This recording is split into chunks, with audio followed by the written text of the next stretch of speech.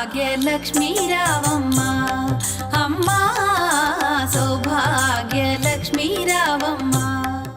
మాతా నిందతి నాభినందతి పితా భ్రాతా న సంభాషతే భృత్యకుప్యతి నానుగచ్చతి సుతా కాంతాపి నాలింగతే అర్ధప్రార్థన శంకయా నకురుతే సల్లాపమాత్రం సుహృత్ తస్మాత్ నైతికమర్ధమార్జన శృణు సఖే విత్తేన సర్వే వశాః.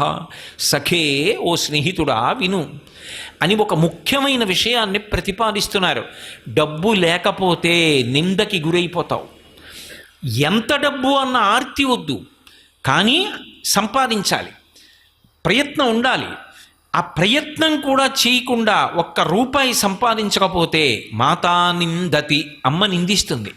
నాభినందతి పితా, తండ్రి కొడుకుని చూసి సంతోషంగా ఎరా అని ఇలా వెన్నుపామ్మి తట్టడం. నాభినందతి పితా భ్రాతా న సంభాషతే, మేము కష్టపడి సంపాదిస్తాం, వీడొక్క రూపాయి తేడు, అన్నదమ్ములు మాట్లాడరు. భృత్యకుప్యతి, సేవకుడు చెప్పిన పని చేయడు, ఒక్క రూపాయి ఇవ్వలేవు కానీ పనులు చెప్తావా అంటాడు. భృత్యకుప్యతి నానుగచ్చతి సుతా, తండ్రి గారి ఇంట్లోకి వస్తూ ఉంటే కొడుకు జలపాత్ర పట్టుకుని ఎదురొచ్చి నాన్నగారు కాళ్ళు కొడుక్కోండి అనాలి. ఎదురు రాడు. నానుగచ్చతి సుతా కాంతాపి నాలింగతే, భార్య కూడా ప్రియమార ఆలింగనం చేసుకోదు. ఆఖరికి అర్ధప్రార్థన శంకయాన కురుతే సల్లాపమాత్రం సుహృత్. సుహృత్, అతను చాలా మంచి స్నేహితుడు, అతనేమి దోషభూయిష్టమైన నడవడి ఉన్నవాడు కాడు. కానీ అస్తమానం కనపడినప్పుడల్లా డబ్బు అడుగుతుంటే ఆయన మాత్రం ఎక్కడి నుంచి తెస్తాడు? అందుకని ఇట్నుంచి ఈ డబ్బు సంపాదించిన వాడు ఎడుతుంటే అట్నుంచి సుహృత్, మంచివాడైన స్నేహితుడు ఇలా వస్తుంటే వీణ్ణి చూసి పని లేకపోయినా ఇటు రావలసిన వాడు అటు వెళ్ళిపోతాడు. నకురుతి సల్లాపమాత్రం, ఏమాయి బాగున్నావా అని ఇలా చెయ్యి కూడా ఎత్తడు.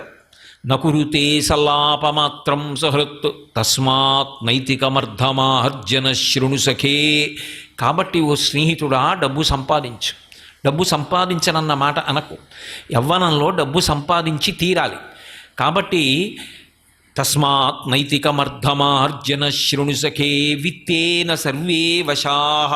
ఆ డబ్బు చేత లోకమనందు సమస్తమైన సుఖములు కలుగుతాయి. కానీ ఒక్కటి గుర్తుపెట్టుకో, నీతి తప్పి సంపాదించవద్దు, అదే సమస్త దుఃఖములకు కారణమవుతుంది.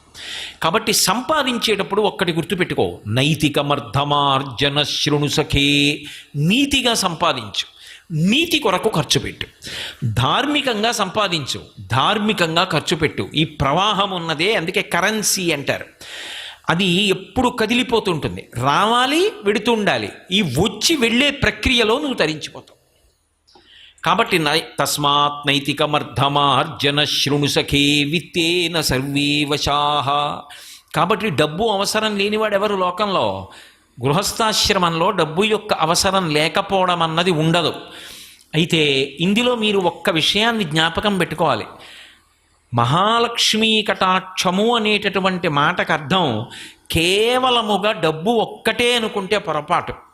ఎందుచేత అంటే నేను మీతో చెప్పా, లక్ష్మి అంటే లక్ష్యతే ఇది లక్ష్మి, ఆమె చూస్తుంది, మన చేత చూడబడుతుంది. ఎందుకు చూడబడుతుంది అంటే మా వంక చూస్తే బాగుండని చూడబడుతుంది. ఆవిడ ఒక్కసారి నా వంక చూస్తే బాగుండం అని మనం చూస్తాం, ఆవిడ లోకములను ఇలా చూస్తుంటుంది. మరి అదేమిటి? ఆవిడ చూస్తుంటే నన్ను చూస్తే బాగుండని చూడడం ఏమిటి అంటే, ఆవిడ అంతటా చూస్తున్నా ఆవిడ చూపు నీ మీద పడలేదు, అది దరిద్రానికి కారణమైంది.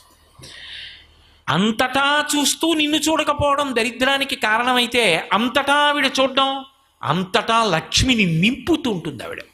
అందుకే అసలు కటాక్షము అంటారు. అందుకే ఆవిడ చూపుల చేత పోషిస్తూ ఉంటుంది.